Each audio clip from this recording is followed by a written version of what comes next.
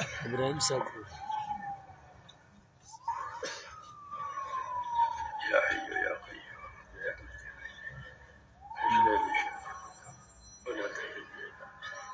ولا تنجني لا تجني جماعة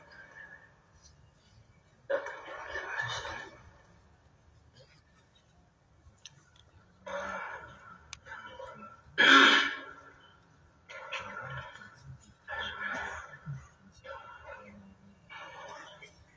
بسم الله الرحمن الرحيم الحمد لله نحمده ونستعينه ونستغفره ونؤمن به ونتوكل عليه ونعوذ بالله من شرور أنفسنا ومن سيئات أعمالنا من يهده الله فلا مضل له ومن يضلله فلا هادي له ونشهد أن لا إله إلا الله وحده لا شريك له ونشهد أن سيدنا ومولانا محمدا عبده ورسوله صلى الله تعالى عليه وعلى آله وصحبه وبارك وسلم تسليما كثيرا أما بعد فأعوذ بالله من الشيطان الرجيم بسم الله الرحمن الرحيم إن الذين قالوا ربنا الله ثم استقاموا تتنزل عليهم الملائكة ألا تخافوا ولا تحزنوا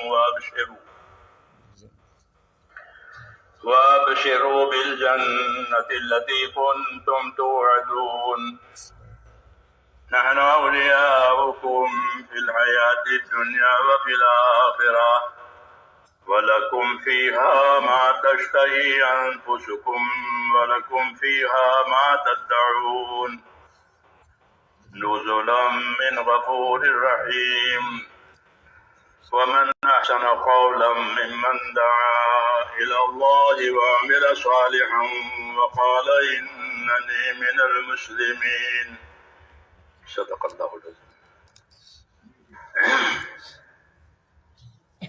بزرگ اور پیارے بھائیو،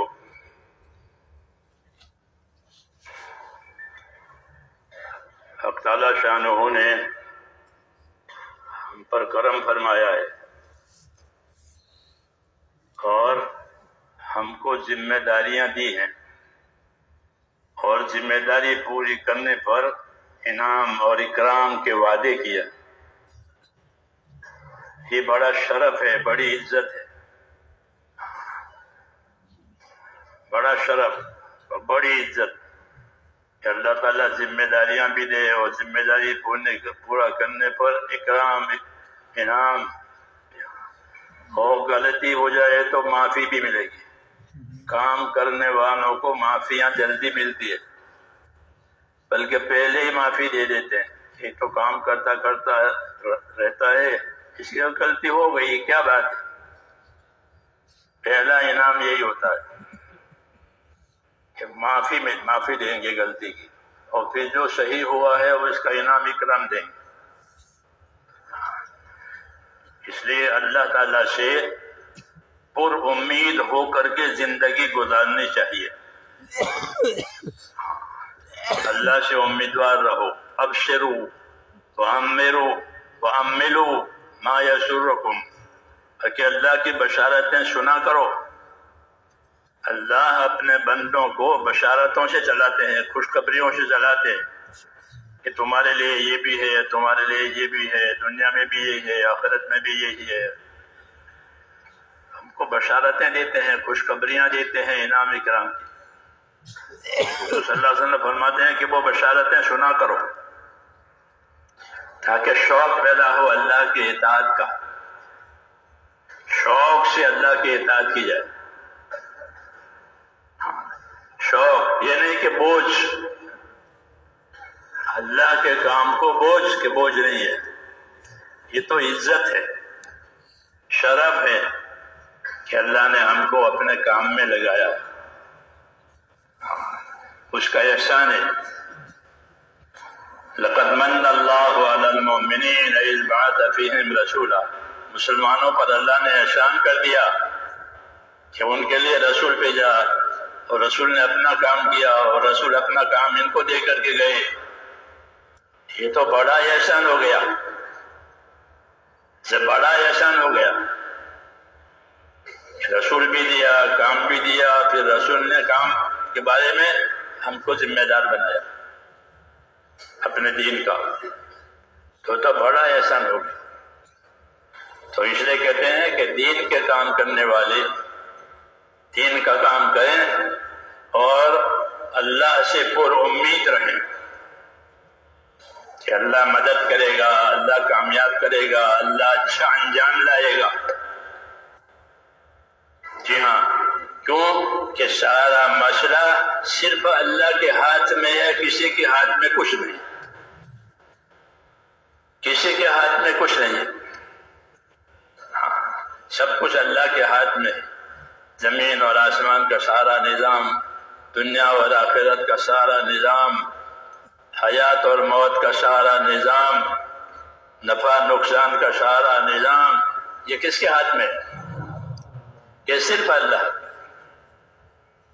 اور کسی کے قبضے میں نہیں. لہو ملکوت السماوات والارض، اسی کے ہاتھ میں ہے سب کچھ. تو کیونکہ اللہ کے دین کا کام کرو اور اللہ سے پر امید رہو، پر امید رہو.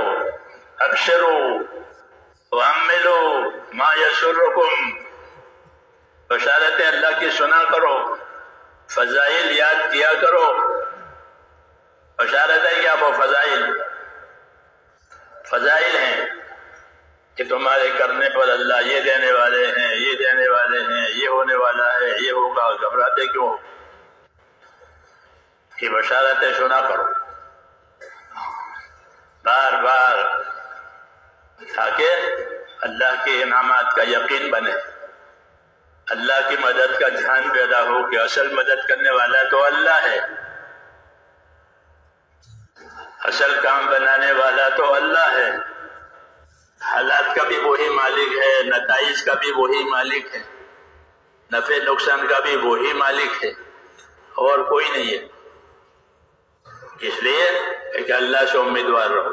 عملوا ما یسر، اللہ سے امیدوار رہو کہ اللہ ایسے حالات پیدا کر دے گا جو حالات تمہیں خوش کر دیں گے. ایسے حالات اللہ پیدا کرے گا جو تمہیں خوش کر دیں گے، مراد پوری ہو جائے گی. اس لیے یہ پر امید رہو. دنیا کو اللہ تعالیٰ نے ایسا ہی پیدا کیا ہے. یہاں مختلف حالات آتے ہیں، صبح ہوتی ہے، شام ہوتی ہے، رات ہوتی ہے، دن ہوتا ہے. اللہ تعالیٰ نے دنیا کو حالات کا گھر بنایا ہے. ایک حال باقی نہیں رہتا، ایک حالت باقی نہیں رہتی. قدرت ہے اللہ کی. بچپنا بھی ہوا، جوانی بھی ہوئی، بڑھاپا بھی ہوا، بیماری بھی ہوئی، تندرستی بھی ہوئی، غریبی ہوئی، مالداری ہوئی. یہ حالات ہیں جو انسانوں کی زندگی پر گزرتے ہیں. ایک حال باقی نہیں رہتا. یہ اللہ کی قدرت ہے. قدرت دکھاتے ہیں اور قدرت دکھا کر کے اپنی طرف متوجہ کرتے ہیں کہ جو ہوگا وہ اللہ سے ہوگا، اللہ کے غیر سے نہیں ہوگا. ایک ہی اللہ ہے کہ وہی کرنے والا ہے. اس لیے اس کی قدرت کے بہت سے نشان اور اس کی قدرت کے بہت سے آثار ہماری اپنی زندگیوں میں ہے. غور کرے تو کہ تمہارا بچپنا یہ کس نے بنایا، اور تمہاری جوانی کس نے بنائی، کہ تمہارا بوڑھاپا کس نے بنایا. اپنی مرضی سے کوئی بچپنا نہیں، اور اپنی مرضی سے جوانی نہیں، اپنی مرضی سے بڑھاپا نہیں.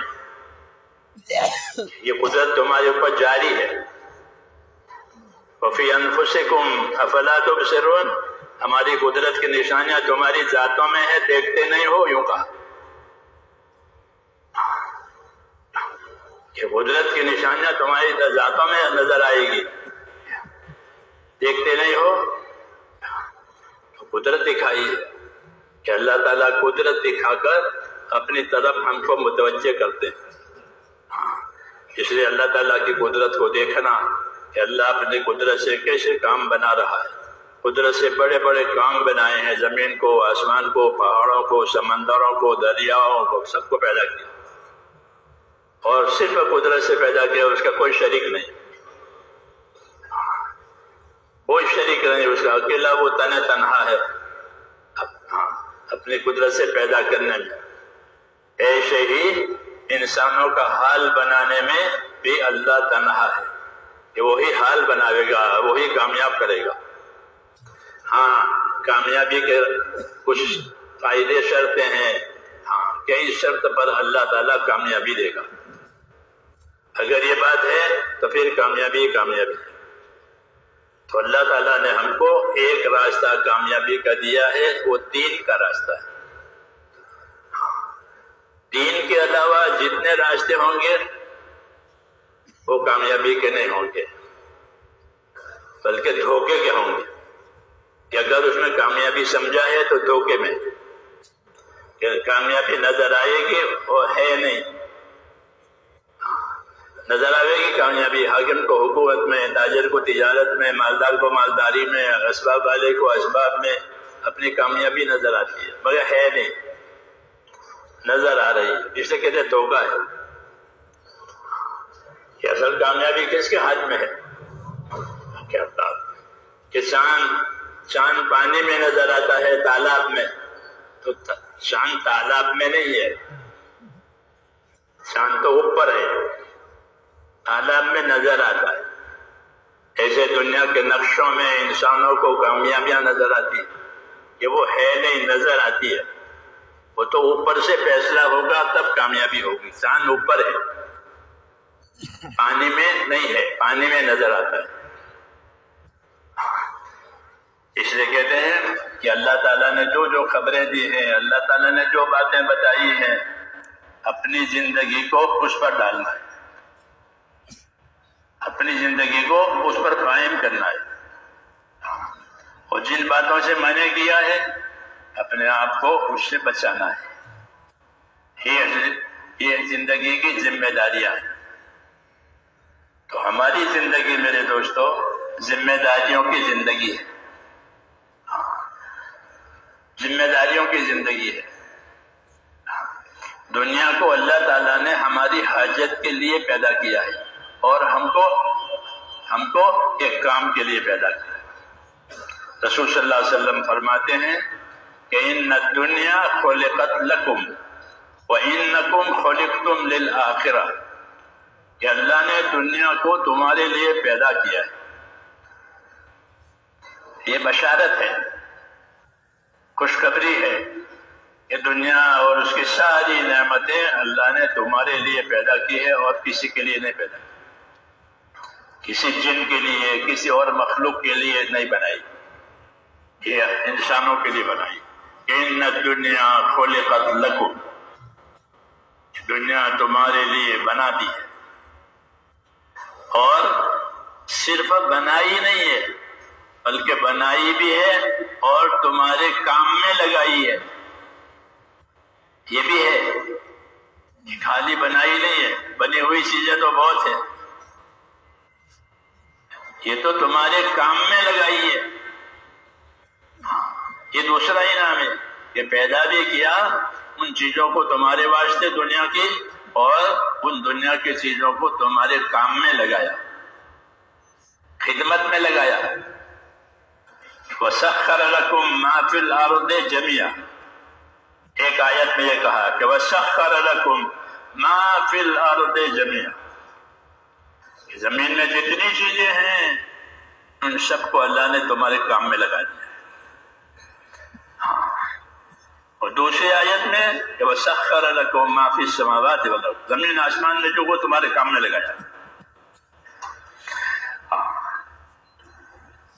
تمہارے کام میں لگا. اس کو حضور صلی اللہ علیہ وسلم نے فرمایا کہ دنیا تمہارے واسطے پیدا کر دی.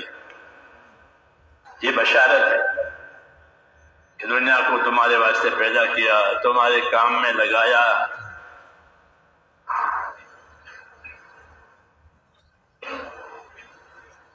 تو سوال پیدا ہوتا ہے کہ جب ان سب چیزوں کو ہمارے کام میں لگایا اور کوئی بھی چیز ہمارے کام سے انکار نہیں کر سکتی، لوہے سے کام لو، لکڑی سے کام لو، پانی سے کام لو، ہوا سے کام لو، آگ سے کام لو، جانوروں سے کام لو، زمین سے کام لو، کوئی مخلوق انکار نہیں کرے گی کہ میں نہیں کرتا، سب سے انسان کام لیتا ہے، اپنا فائدہ اٹھاتا ہے، کیونکہ اللہ نے ان کو اسی کام کے لیے پیدا کر دیا ہے، انسانوں کی خدمت کے لیے۔ بڑے بڑے جانوروں سے کام لیتے ہیں، ہاتھی سے کام لیتے ہیں، اونٹ سے کام لیتے ہیں،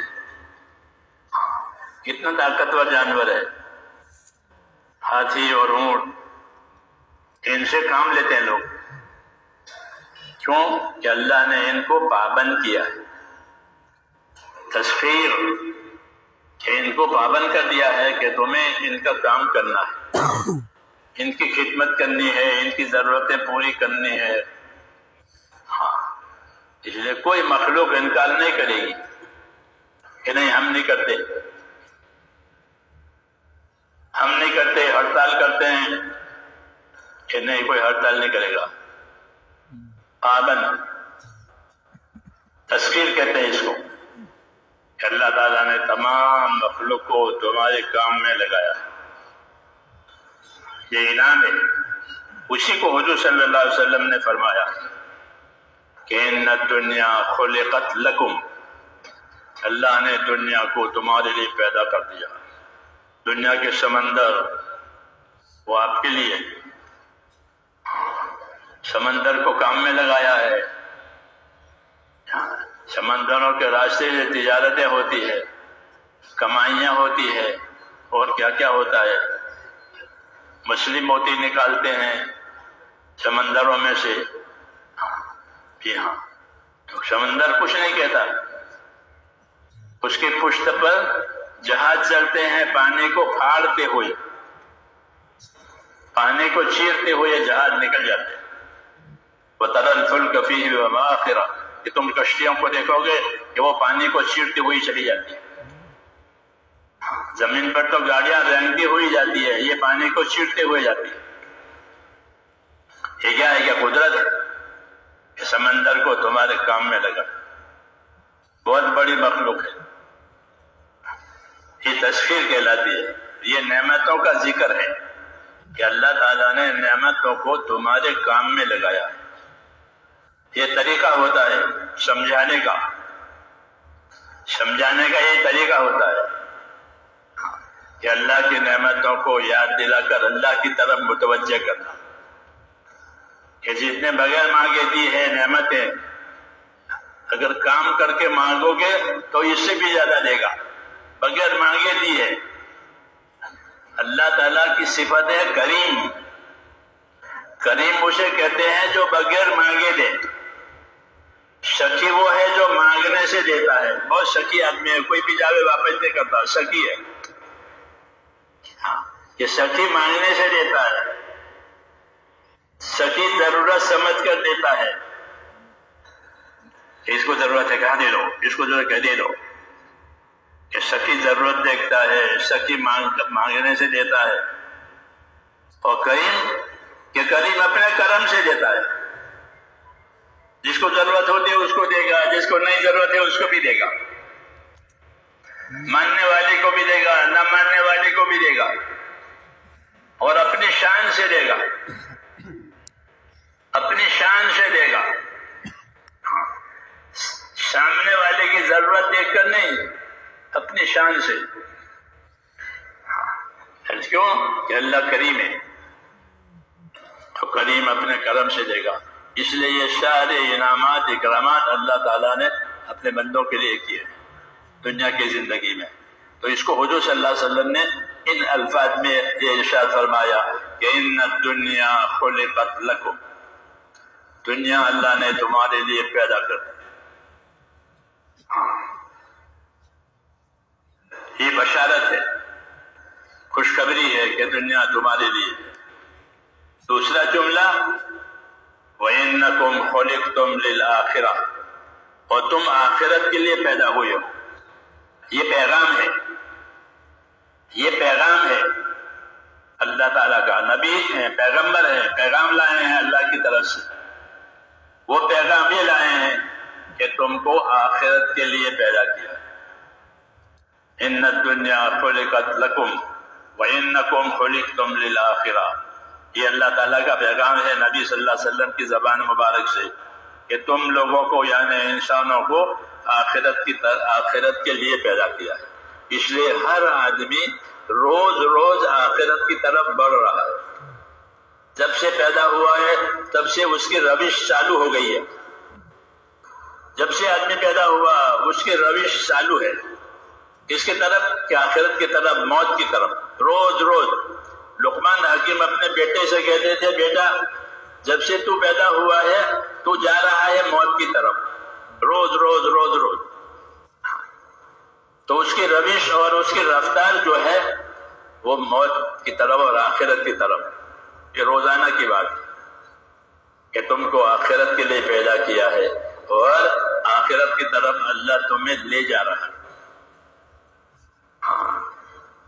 یہ اصل آخرت ہے. اللہ نے آخرت پیدا کی ہے، دنیا کو بھی پیدا کیا ہے، آخرت کو بھی پیدا کیا ہے. دونوں کا مقصد الگ الگ ہے. دونوں کا مقصد الگ الگ ہے. یہ دنیا عمل کرنے کے لیے پیدا ہوئی ہے اور آخرت نتیجہ دکھانے کے لیے بنائی ہے. دنیا کام کرنے کے لیے بنائی ہے کہ یہاں کام ہوگا، اچھا برا، تھوڑا زیادہ، غلط صحیح، یہاں کام ہوں گے. اور آخرت کہ آخرت میں اس کا نتیجہ ہوگا. اور وہی اصل ہے کہ آخرت اصل ہے. دنیا کہ دنیا گزرنے کے لیے، فنا ہونے کے لیے ہے، ختم ہونے کے لیے ہے، مٹنے کے لیے ہے. اس کو پائیداری نہیں ہے. دنیا کو اس کو پائیداری نہیں ہے، یہ مٹنے کے لیے ہے. اور آخرت کہ آخرت کو اللہ نے باقی رہنے کے لیے بنایا. کہ آخرت کی دو صفتیں ہوگی. ایک صفت آخرت کی یہ ہوگی کہ وہ باقی رہے گی، ختم نہیں ہوگی.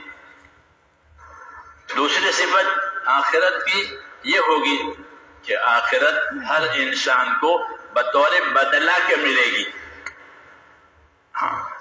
آخرت بدلہ ہوگی، اچھا یا برا بدلہ زندگی کا. کہ زندگی اچھی گزری ہے تو اچھا بدلہ ہے. للذین احسنوا الحسنی وزیادہ. جنہوں نے اچھا کیا ہے ان کو اچھا ملے گا اور زیادہ ملے گا، اپنی کرم سے زیادہ دیں گے. تو آخرت کہ آخرت بطور بدلہ کے ملے گی اور آخرت ہمیشہ کے لیے ملے گی. آخرت میں زوال نہیں ہے. آخرت میں زوال نہیں ہے. آخرت بطور بدلہ کے ملے گی اور ہمیشہ کے لیے ملے گی. یہ آخرت کی حقیقت ہے. کوئی سمجھے نہ سمجھے، کوئی مانے نہ مانے، بات یہی ہے. اسے حضور صلی اللہ علیہ وسلم فرمایا تم کو آخرت کے لیے پیدا کیا اور تم آخرت کی طرف جا رہے ہو. روز روز روز روز، چاہو نہ چاہو، ایک دن پہنچ جائے گا اپنی منزل میں جو آخرت میں بنی ہے. اس لیے اصل زندگی آخرت کی زندگی ہے. ان الآخرۃ لہی الحیوان کہ اصل زندگی آخرت کی زندگی ہے. اس میں زوال نہیں ہے. اس میں جو نعمتیں ملے گی آخرت میں وہ ہمیشہ ہمیشہ کے لیے ملے گی. جو آفت آئے گی وہ ہمیشہ کے لیے ہوگی. یہ ہے کیوں کہ وہ بطور بدلہ کے ملے گی، بطور بقا کے ملے گی. تو رسول صلی اللہ علیہ وسلم نے ہم کو آگاہ کیا ہے کہ تم آخرت کی طرف جا رہے ہو، اس لیے دنیا سے اپنے آخرت بناؤ. یہ دعوت ہے کہ دنیا سے اپنی آخرت بناؤ. وَابْتَغِ فِيمَا آتَاكَ اللَّهُ الدَّارَ الْآخِرَةَ وَلَا تَنْسَ نَصِيبَكَ مِنَ الدُّنْيَا وَأَحْسِنْ كَمَا أَحْسَنَ اللَّهُ إِلَيْكَ. کہ اپنی دنیا سے آخرت بنا لے. یہ کہا دنیا تو تیرے ہاتھ میں رہے گی نہیں، وہ کسی کے ہاتھ میں رہتی نہیں ہے، بلکہ ہر آدمی گزر جاتا ہے۔ بادشاہ ہو تو گزر جائے گا، فقیر ہو تو گزر جائے گا، یہ کسی کے ہاتھ میں نہیں رہتی۔ تو کہ دنیا سے اپنے آخرت کو بنا لے، وابتغِ فیما آتاک اللہ الدار الآخرہ، اپنی دنیا سے آخرت بناؤ اور اپنا حصہ مت بھول جاؤ۔ آدمی سب میرے بچوں کا ہو جاوے، میرے پوتوں کا ہو جاوے، ان کا ہو جاوے، ان کا ہو جاوے، سب کی بناتا ہے کہ تو اپنی بنا لے، اپنا حصہ مت بھول، اپنا حصہ مت بھول، وہ اپنا حصہ بھول جاتا ہے اور یہ پیچھے والوں کی فکر کرتا ہے۔ اس نے کہا کہ اپنا حصہ مت بھول، وَلَا تَنْسَ نَصِيبَكَ مِنَ الدُّنْيَا وَأَحْسِنْ كَمَا أَحْسَنَ اللَّهُ إِلَيْكَ، اللہ نے تیرے ساتھ احسان کیا ہے، تیرے ساتھ بھلائی کی ہے کہ تو بھی دنیا میں بھلائی کر، تو بھی دنیا میں بھلائی کر، یہ دعوت دی ہے۔ تو دعوت میرے دوستو یہ ملی ہے کہ دنیا سے آخرت بناؤ۔ کہ دنیا سے آخرت بنانے کا کیا سامان ہے؟ جیسے دودھ سے حلوہ بناؤ، ہاں، زمین سے فصل لو، زمین دی ہے کہ زمین سے فصل لو، تو فصل لینے کا کیا طریقہ ہے؟ حلوہ بنانے کا کیا طریقہ ہے؟ ایسے ہی میرے دوستو دنیا سے آخرت بنانے کے اسباب ہیں اور آخرت بنانے کے طریقے ہیں، اسی کے لیے رسول آتا ہے، نبی اسی لیے سے آتے ہیں کہ لوگوں کو دنیا سے آخرت بنانا سکھاویں کہ اپنی آخرت کیسے بناؤ گے۔ تو میرے دوستو دنیا سے آخرت بنانے کے لیے سب سے پہلا سبب وہ ہے ایمان۔ ایمان سے آخرت بنتی ہے۔ لا الہ الا اللہ محمد الرسول اللہ، یہ کلمہ جب سے آدم علیہ السلام زمین پر آئے ہیں تب سے یہ کلمہ چلایا گیا ہے، کیونکہ دنیا والوں کو آخرت بنانا سکھانا ہے، چاہے وہ آدم علیہ السلام کے زمانے کے ہوں یا اس زمانے کے ہوں۔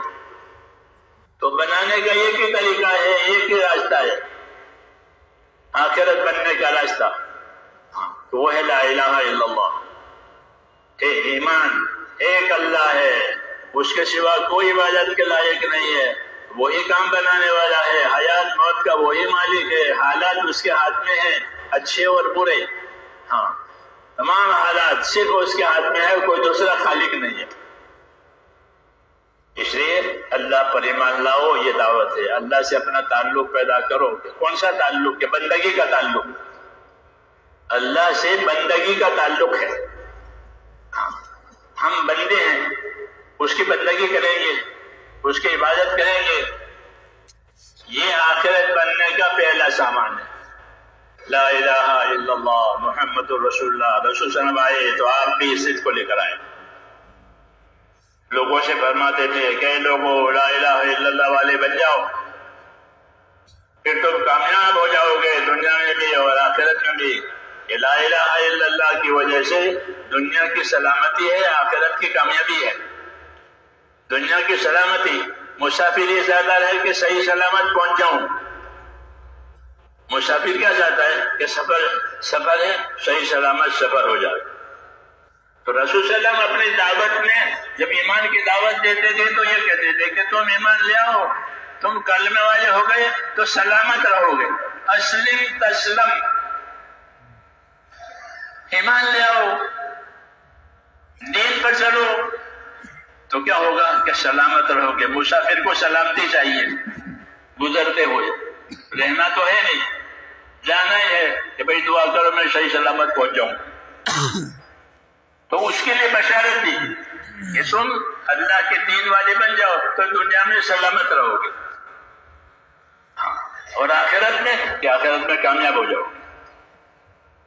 اسلم تسلم، تم بات مان لو، بات قبول کر لو، دین قبول کر لو کہ پھر تم دنیا میں سلامت رہو۔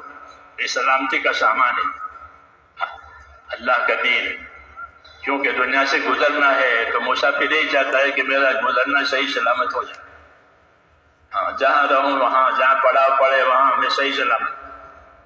تو اس کی ضمانت دی ہے کہ تم اللہ کا دین قبول کرو گے، چلو گے تو دنیا میں سلامتی آئے گی. بات یہی ہے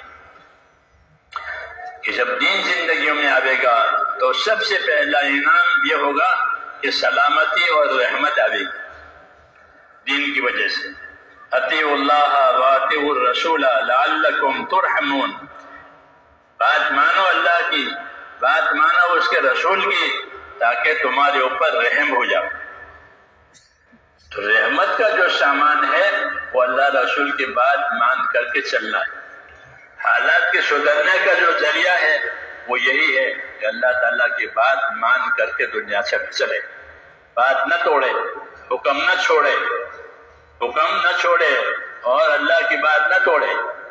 کہ پھر اللہ تعالیٰ کی رحمت ہوگی. کہ رحمت آنے کا ایک ہی ذریعہ ہے کہ جو دین اللہ تعالیٰ نے ہم کو دیا ہے، لا الہ الا اللہ محمد رسول اللہ، وہ زندگی میں آئے کہ اسی سے سارے حالات بنیں گے. حالات اللہ بنائے گا اور ذریعہ اس کا دیا ہے وہ ہے دین دیا ہے.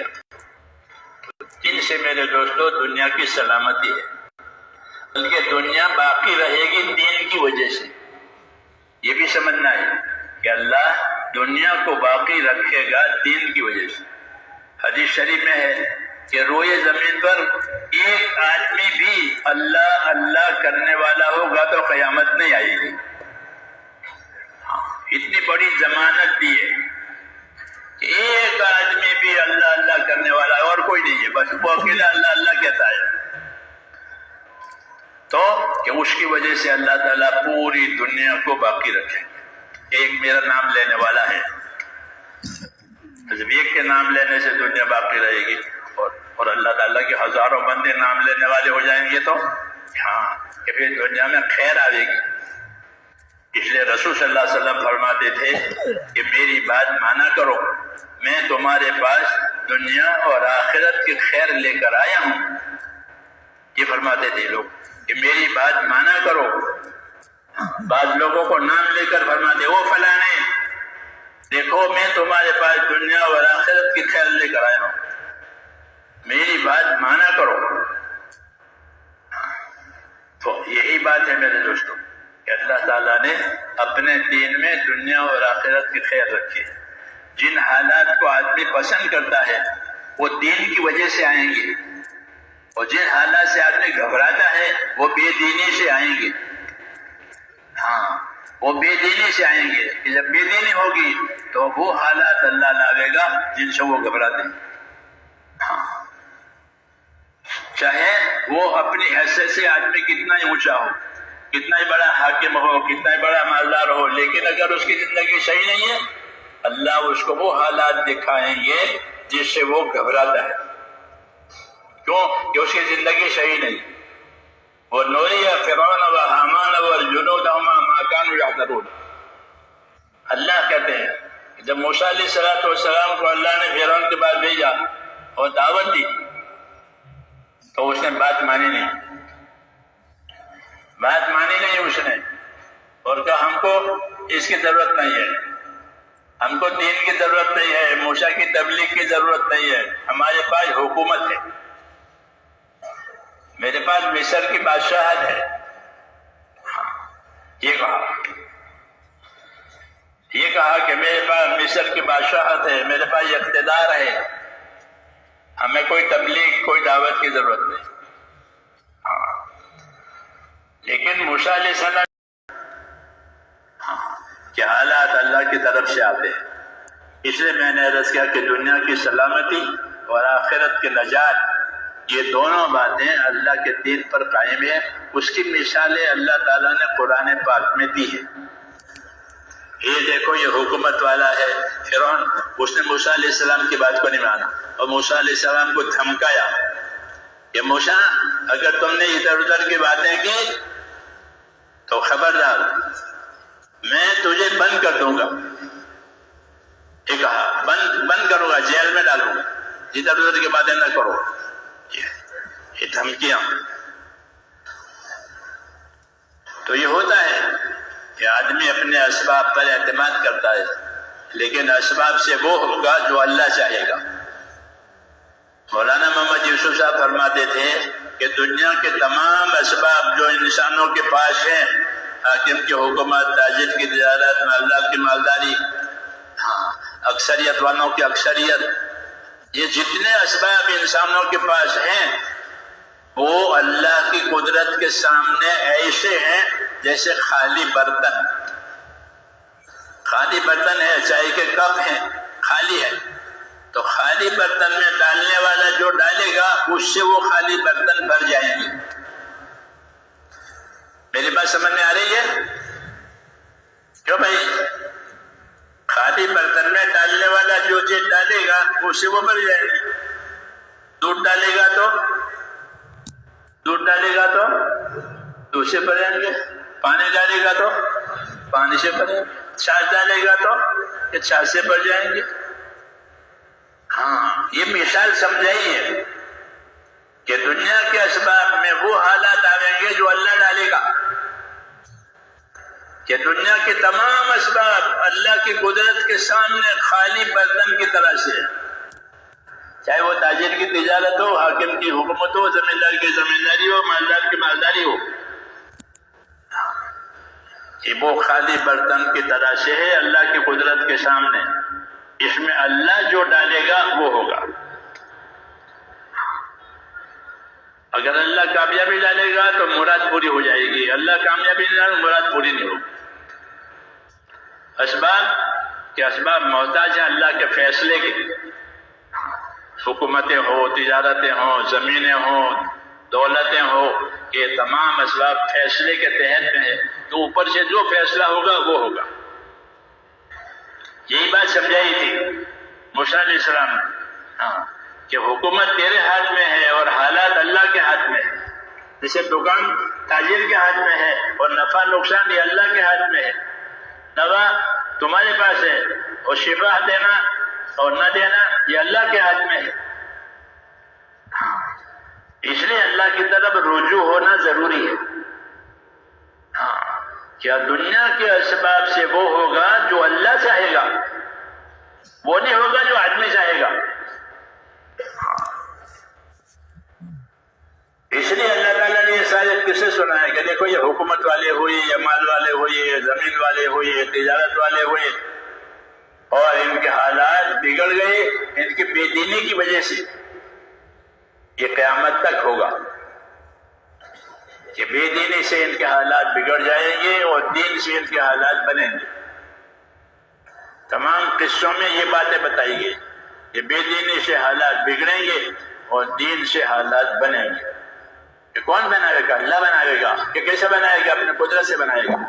جس قدرت سے زمین آسمان بنائی، انسان صورت بنائی، پہاڑ در سمندر بنائے، اسی طرح حالات بھی بنائے گا۔ اس لیے دعوت ہے میرے دوستوں کہ اللہ کی طرف توجہ کرو، اللہ کی طرف رجوع کرو، اللہ کی طرف جھکو، یہ دعوت ہے۔ یعنی اس کے حکم والی زندگی گزارو کہ اس سے دنیا کی سلامتی آئے گی اور آخرت کی نجات آئے گی۔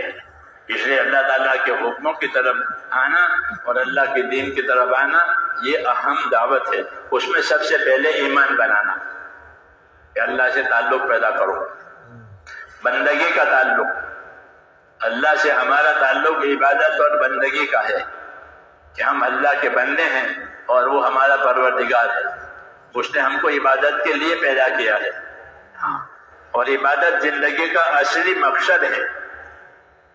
عبادت زندگی کا اصلی مقصد ہے۔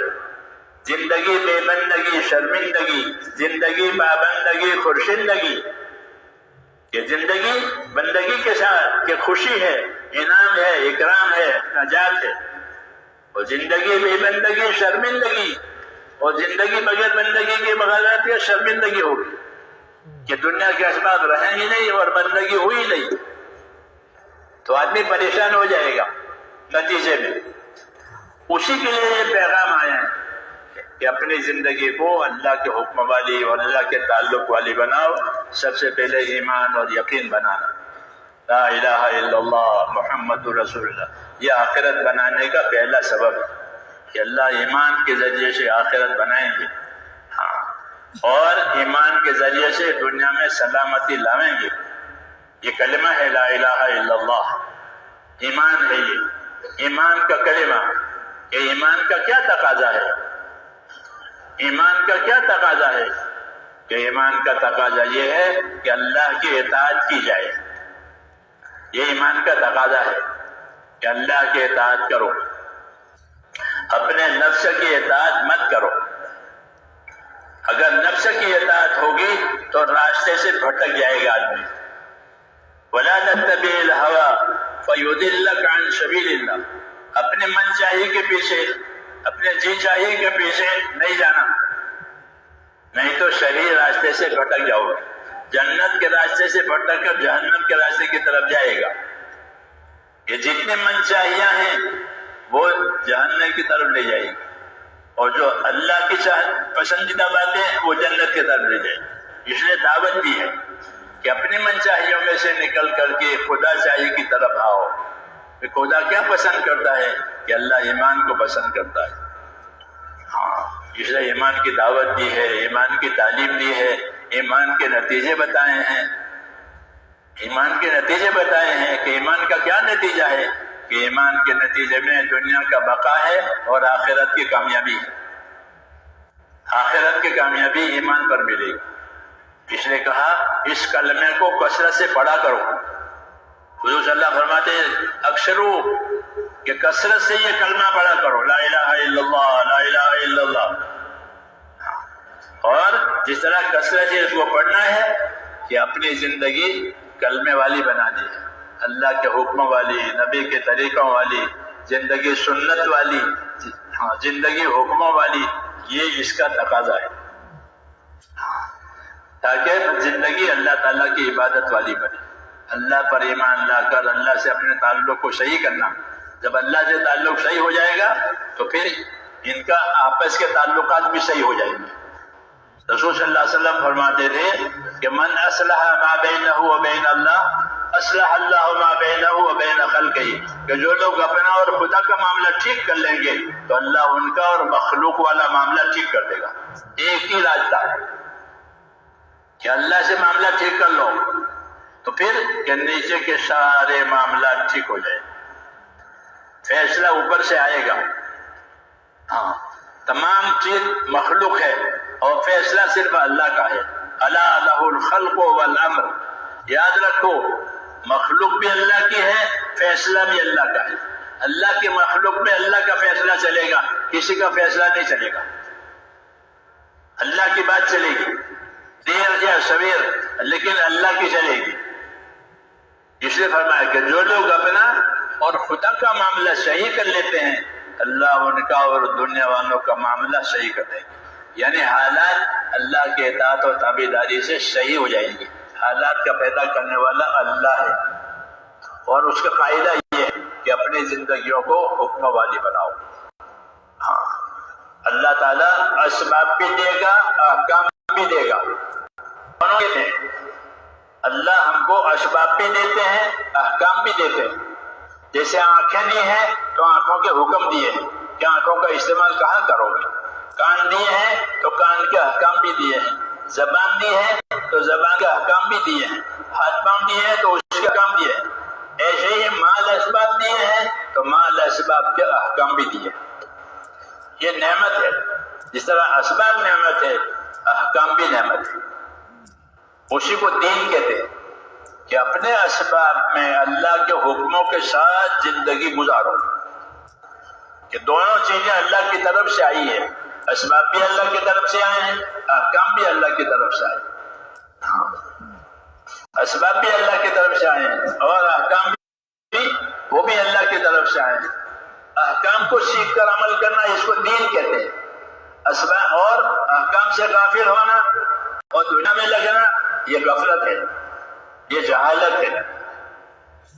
غفلت اور جہالت، یہ غفلت اور جہالت یہ دو صفتیں کہ یہ نقصان پہنچانے والی ہے، کہ آدمی اللہ کے حکم سے غافل ہو گیا، اپنی ذمہ داری کی بات سیکھنے سے جاہل ہو گیا، علم و ذکر جو دیا گیا ہے، علم و ذکر وہ اس لیے ہے کہ علم سیکھ کر کے اپنی جہالت دور کرو اور اپنے آپ کو ذاکر بنا کر غفلت دور کرو، کہ علم کے ذریعے سے ذمہ داریوں کا پتہ چلے گا اور غفلت دور ہونے کی وجہ سے وہ ذمہ داریاں پوری ہوگی۔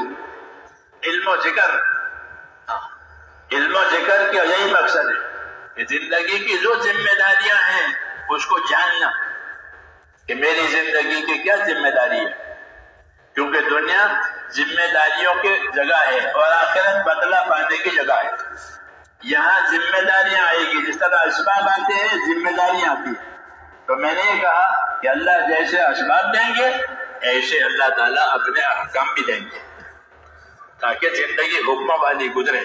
اگر حکم نہیں ہے، آدمی صرف اسباب میں لگا ہے تو وہ دھوکے میں ہے، اسی کو دھوکہ کہتے ہیں کہ دنیا دھوکے کی جگہ ہے۔ وَمَا الْحَيَاةُ الدُّنْيَا إِلَّا مَتَاعُ الْغُرُورِ، کہ دنیا دھوکے کی جگہ ہے۔ اور دھوکہ کیا ہے؟ کہ اللہ کے حکموں کو آخرت کو بھول کر دنیا میں لگ گیا، پھر دنیا ہاتھ میں رہی نہیں، یا یہ دنیا میں نہیں رہا، یا تو آدمی نہیں رہے گا یا دنیا نہیں رہے گی، دونوں میں سے ایک بات ہونے والی ہے۔ اور حکم زندگی میں آئے نہیں تو یہ آدمی دھوکہ کھائے گا کہ سمجھا تھا نفع ہوا نقصان، جسے وہ دھوکہ کہتے ہیں۔ نفع سمجھا تھا ہو گیا نقصان، دھوکہ۔ اور دھوکہ جب کھلتا ہے تو آدمی پچھتاتا ہے۔ دھوکے کی علامت ہی یہی ہے کہ بھئی مجھے دھوکہ ہو گیا، مجھے دھوکہ کیا ہوگا کہ نفع سمجھ کر کام کیا اور تھا نقصان۔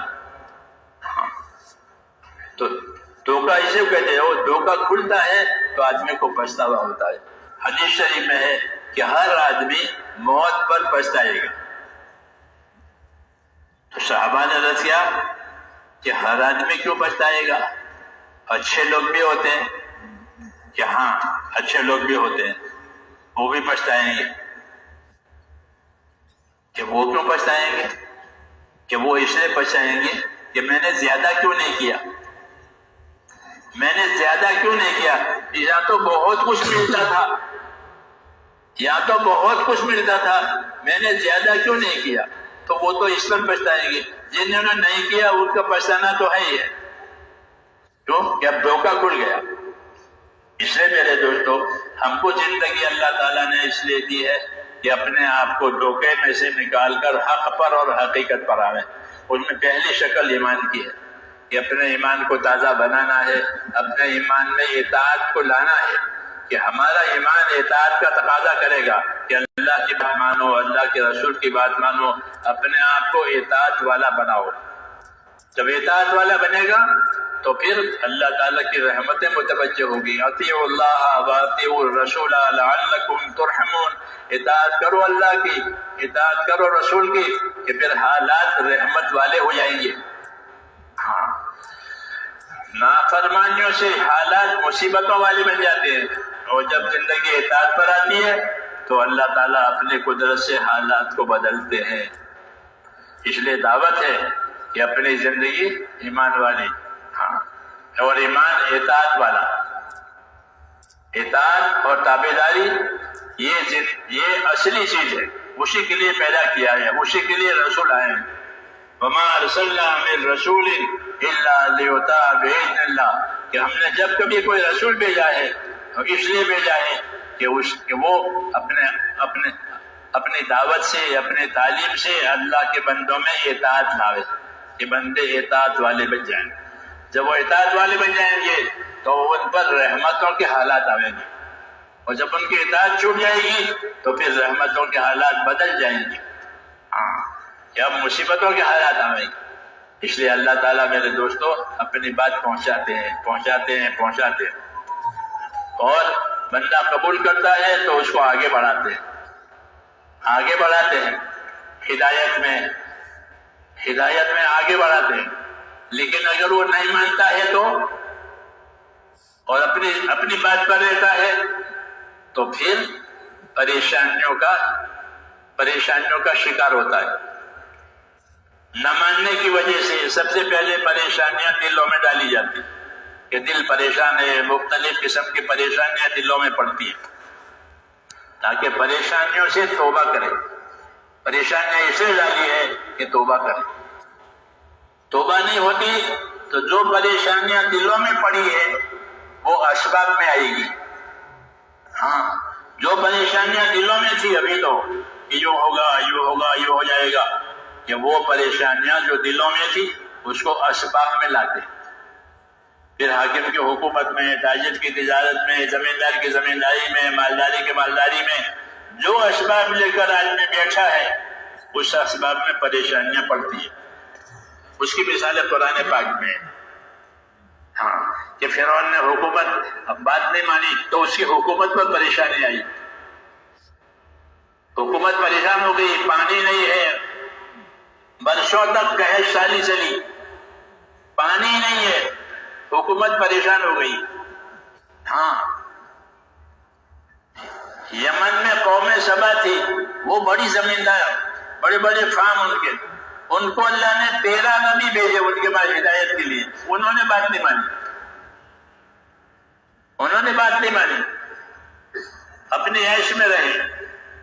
تو اللہ تعالیٰ نے ان کی زمینداری پر پریشانیاں ڈالی کہ جس پانی سے وہ زمین سیراب ہوتی تھی، پانی کی وجہ سے وہ آباد ہوتی تھی، اس پانی کو اللہ نے سیلاب بنایا.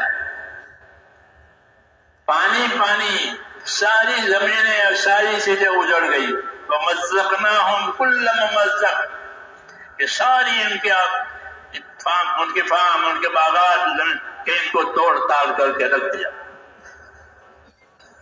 جس پانی سے آباد کرتے تھے اس پانی سے برباد کیا. حالات بدل گئے.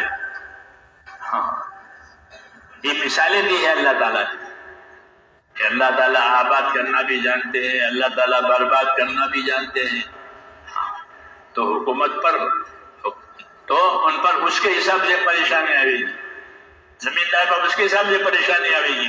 ہاں کہ جو اسباب لے کر بیٹھا ہے اس اسباب پر اللہ پریشانیاں ڈالتے ہیں. اس کی مثال ہے قرآن پاک میں. ہاں کہ دلوں میں پریشانیاں آئے گی، اسباب میں پریشانیاں آئے گی. یہ کیوں؟ تاکہ اللہ کی طرف رجوع کریں. ہاں اللہ کی طرف رجوع کرانے کے لیے یہ ہوتا ہے. ادنا درجے کی سزا اعلیٰ درجے کی سزا سے پہلے دیں گے تاکہ اللہ کی طرف یہ بندے رجوع کریں. ابھی آخری سزا نہیں آئی ہے، ابھی ادنا درجے کی سزا آئی ہے. وَلَنُذِيقَنَّهُم مِّنَ الْعَذَابِ الْأَدْنَىٰ دُونَ الْعَذَابِ الْأَكْبَرِ لَعَلَّهُمْ يَرْجِعُونَ، کہ ہم اعلیٰ درجے کی سزا دکھانے سے پہلے، اعلیٰ درجے کی سزا کہ وہ آخرت میں ہے، موت کے بعد ہے، اس میں کوئی اپیل نہیں ہے، کوئی تبدیلی نہیں ہے، وہ آخری ہے. وہ اعلیٰ درجے کی سزا سے پہلے ہم دنیا میں ادنا درجے کی سزا چکھاتے ہیں تاکہ لوگ اللہ کی طرف رجوع کریں. وَلَنُذِيقَنَّهُم مِّنَ الْعَذَابِ الْأَدْنَىٰ دُونَ الْعَذَابِ الْأَكْبَرِ لَعَلَّهُمْ يَرْجِعُونَ. رجوع کرانے کے لیے یہ حالات بگاڑے جاتے ہیں تاکہ رجوع کریں. تو دلوں کی پریشانیاں، اسباب کی پریشانیاں یہ رجوع کرانے کے لیے ہوتی ہے.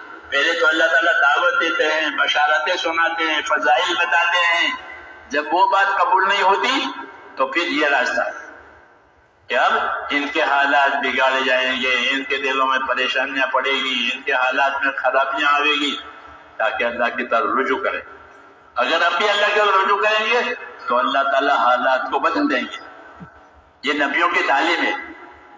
ہاں کیا بات، جو حالات بگڑتے ہیں اس کا علاج یہ ہے کہ اللہ کی طرف رجوع کیا جائے. دلوں میں ایمان اور یقین، خدا کا خوف پیدا ہو جائے، جان اور مال کا استعمال صحیح ہو جائے. یہ علاج ہے کہ دلوں کا یقین صحیح ہو، اندر اللہ تعالیٰ کا ڈر پیدا ہو جائے، جو اللہ کے حکموں پر چلاوے، اللہ کی رحمت کی امید ہو جائے تاکہ اللہ کے اطاعت پر لے جاوے، اور جان مال کا استعمال صحیح ہو جائے. کہ اگر یہ ہوگا تو پھر اللہ تعالیٰ حالات کو صحیح کریں گے، برکتیں آئے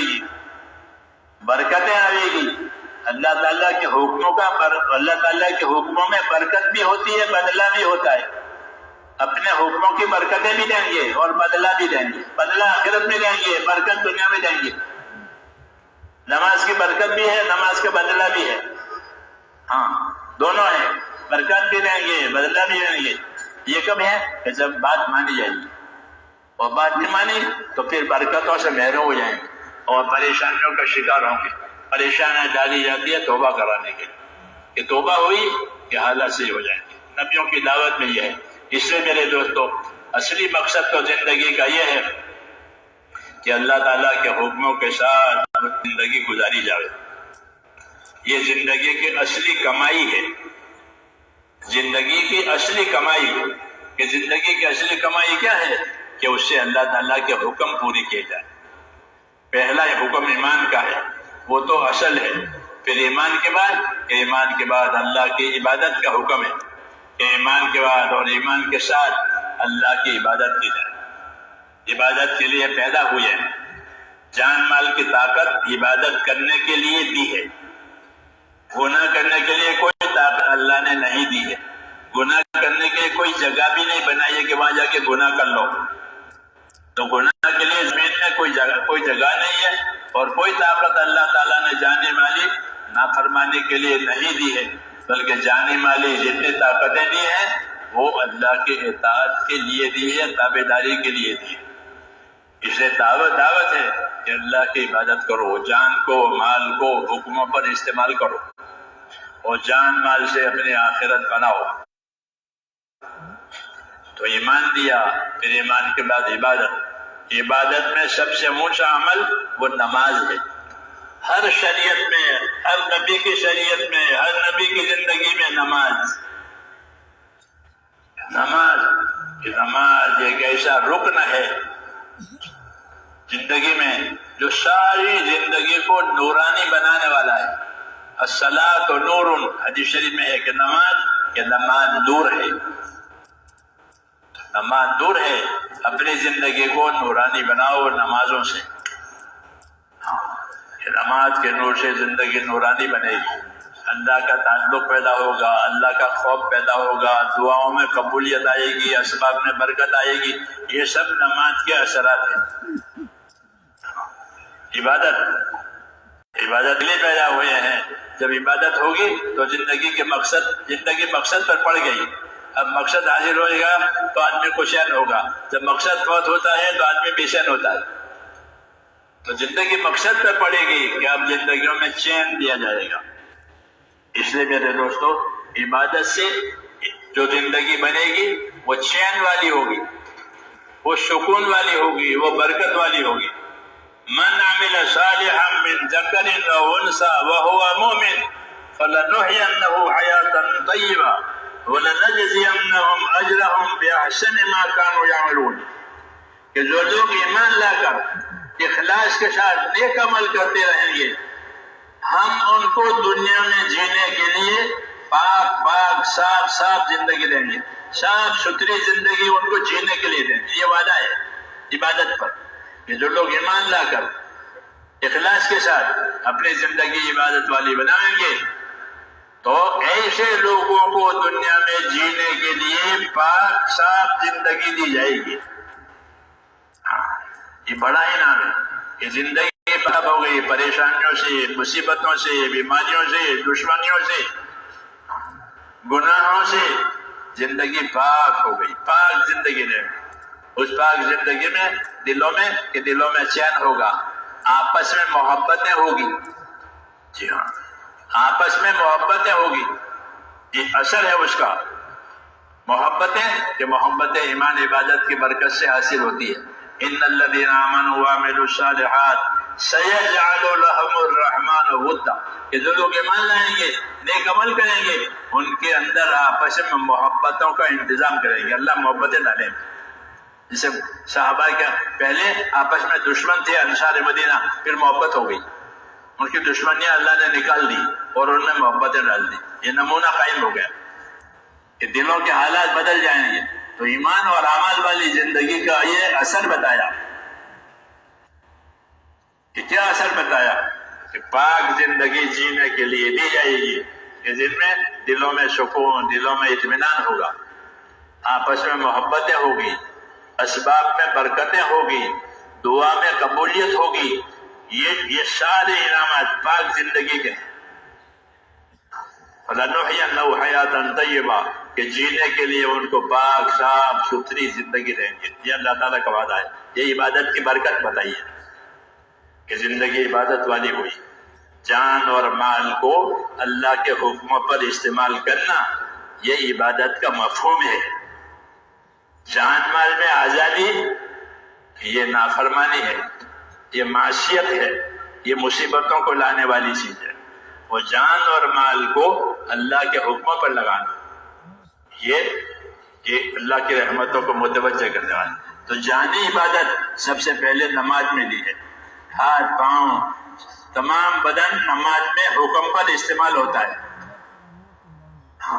پورا بدن نماز میں حکموں پر استعمال ہوتا ہے کہ نظر یہ ہونی چاہیے، ہاتھ ایسے ہونے چاہیے، پاؤں ایسے ہونے چاہیے. یہ سب کہ نماز ایک ایسی عبادت ہے کہ جو زندگی کا رخ اللہ کی طرف کرے گی. اس نے کہا کہ نماز یہ برائیوں سے روکے گی. اس میں برائیوں سے روک ہے. تہجد کی نماز کا یہ فائدہ ہے کہ تہجد کی نماز پڑھا کرو جیسے 5 نمازیں پڑھتے ہو. کہ تہجد میں گناہوں سے روک ہے اور بدن میں تندرستی ہے. کہ بدن میں تندرستی ملے گی اور گناہوں سے زندگی رک جائے گی. پوری نماز کا یہ اثر ہے کہ وہ گناہوں سے روک دے گی اور زندگی پاک صاف ہوگی. تو میں نے کہا عبادت کا یہ اثر ہوتا ہے کہ زندگی عبادت والی بنی کہ اللہ تعالیٰ زندگی کو صاف ستھری کریں گے پریشانیوں سے، مشکلات سے، اور مددیں آئے گی اللہ.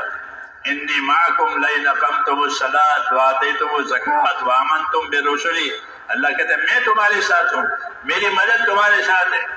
اگر تم نمازوں کے قائم کرنے والے بنو، زکاتوں کے ادا کرنے والے بنو، رسول کی تابعداری کرنے والے بنے تو پھر میں تمہارے ساتھ ہوں، میری قدرت تمہارے ساتھ ہے. یہ بڑا انعام ہے. یہ بڑا انعام ہے کہ اللہ تعالیٰ ساتھ ہو گئے. تو عبادت کا یہ اثر ہے. اور عبادت میں نماز کے بارے میں 2 حکم ہے. نماز قائم کرو اور نمازوں کی حفاظت کرو. نماز قائم کرو، نمازوں کی حفاظت کرو.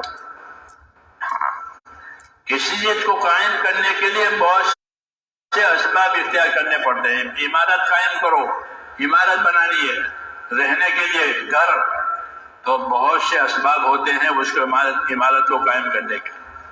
نماز قائم کرو، یہ نہیں کہ نماز پڑھ لو، ایسا نہیں کہا.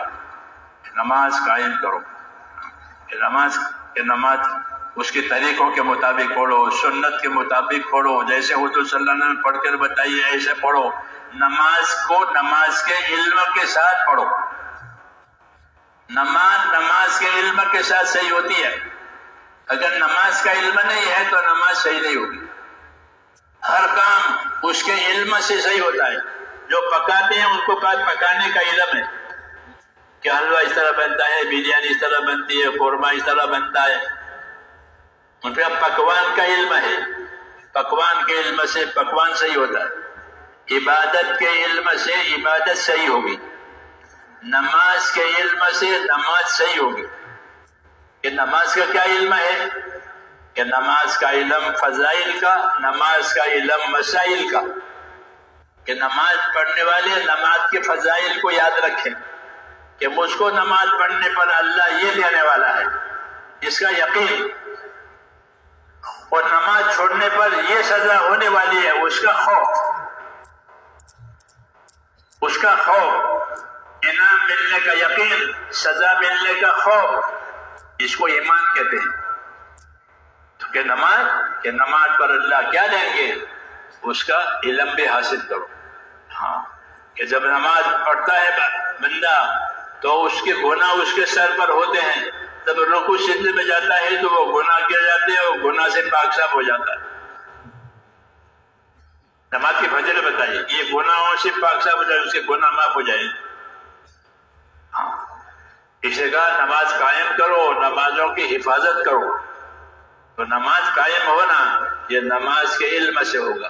جسے نماز کے فضائل، نماز کے مسائل کے فضائل کے ذریعے سے نماز کا شوق پیدا ہوگا، نماز چھوڑنے کا خوف پیدا ہوگا، نماز کے مسائل کہ نماز کے مسائل سیکھنے سے نماز کا طریقہ صحیح ہوگا اور نماز صحیح ہو جائے گی، کیونکہ ہر چیز کے چلنے کے چلانے کے طریقے ہوتے ہیں، وہ طریقے سے وہ چیز صحیح ہوتی ہے۔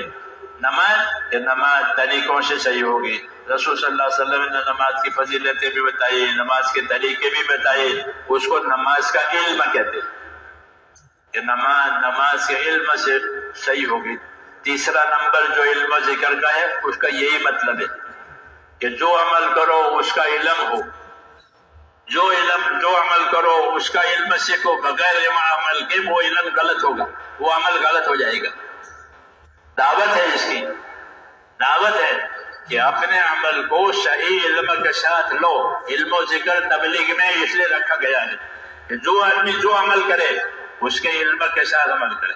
کپڑا پہنے تو کپڑا پہننے کا کیا علم ہے، کپڑا اتارے لباس تو لباس اتارنے کا کیا علم ہے، کمائے تو کمائی کا کیا علم ہے۔ ہاں، ہر چیز کا علم ہم کو دیا گیا ہے کہ اس طریقے سے کرو تاکہ پوری زندگی عبادت والی بنے اور علم والی بنے۔ یہ دعوت کا مقصد ہے۔ دعوت کا اتنا مقصد نہیں ہے کہ اللہ کے راستے میں نکل جائیں، اگر نکل جائیں گے تو ایک کام ہوگا، 6 نمبروں میں سے ایک کام نکلنا ہے تفریح کے وقت، تو اگر نکلے تو ایک کام ہوا، باقی 5 کام کر گئے۔ اس لیے ایمان، عبادت اور عبادت کو صحیح کرنا علم کے ذریعے سے، فضائل کا علم شوق پیدا کرانے کے لیے، مسائل کا علم اس کا طریقہ صحیح کرنے کے لیے۔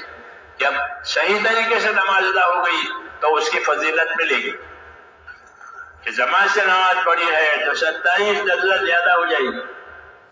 جی ہاں، اور نماز کے لیے جتنے قدم اٹھائے ہیں وہ ہر قدم پر نیکی ملے گی، ہر قدم پر ختمات ہوگی، ہر قدم پر درجہ بلند ہوگا، اور نماز پوری ہو جائے گی تو دعا قبول ہوگی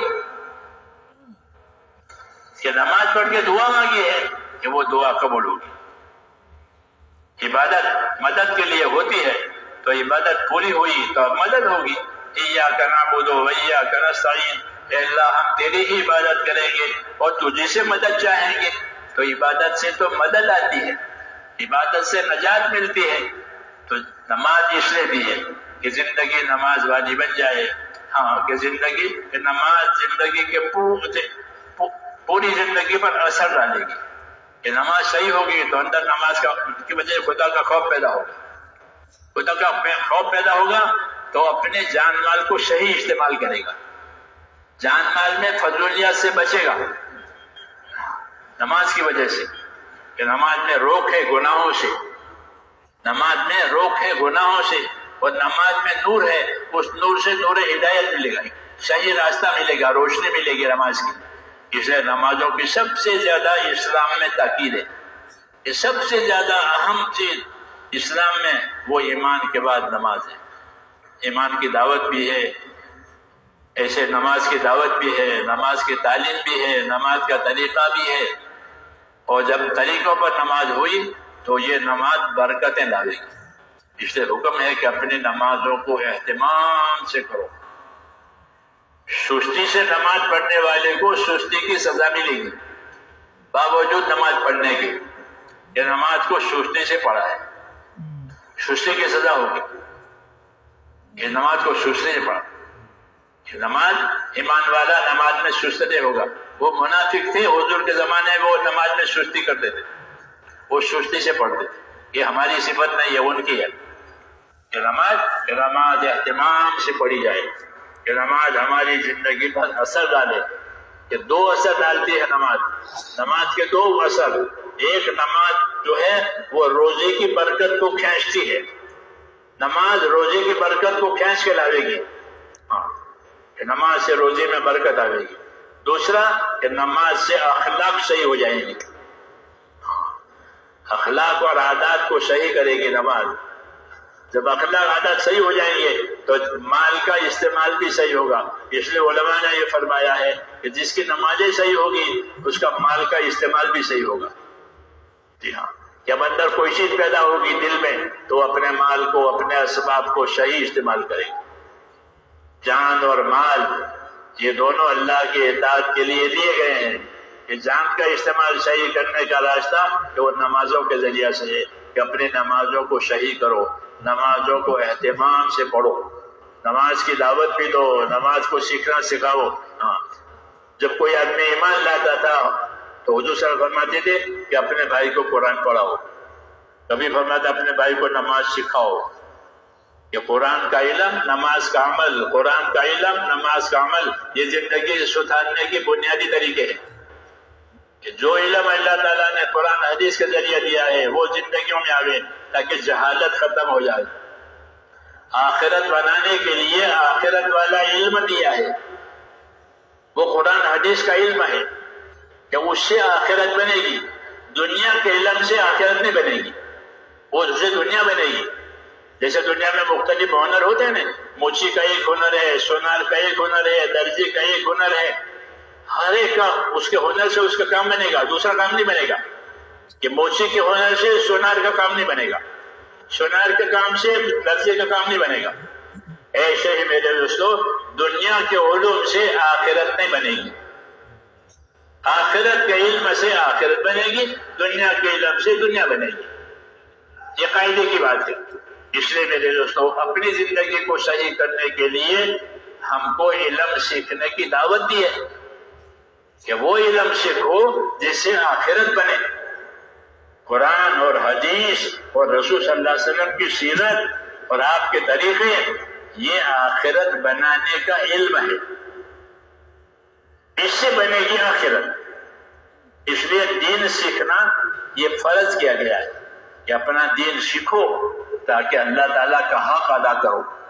دنیا کو اللہ تعالیٰ نے حقوق ادا کرنے کی جگہ بتایا ہے اور آخرت کو بدلہ پانے کی جگہ بنایا ہے۔ یہاں حقوق ادا کیے جائیں گے اور آخرت میں بدلہ ملے گا۔ کہ کیا کیا حقوق ہیں اس کا جاننا ضروری ہے، نہیں جانے گا تو حق کیسے پہچانے گا؟ تو جو علم رسول صلی اللہ علیہ وسلم لائے ہیں علم دین، وہ اس غرض کے لیے تاکہ علم دین سیکھو، تاکہ پتہ چلے کہ مجھ پر کیا کیا حق ہے۔ نہیں تو آدمی اپنی حاجت راحت اسی میں زندگی گزر جائے گی۔ یہ میری حاجت ہے، یہ میری راحت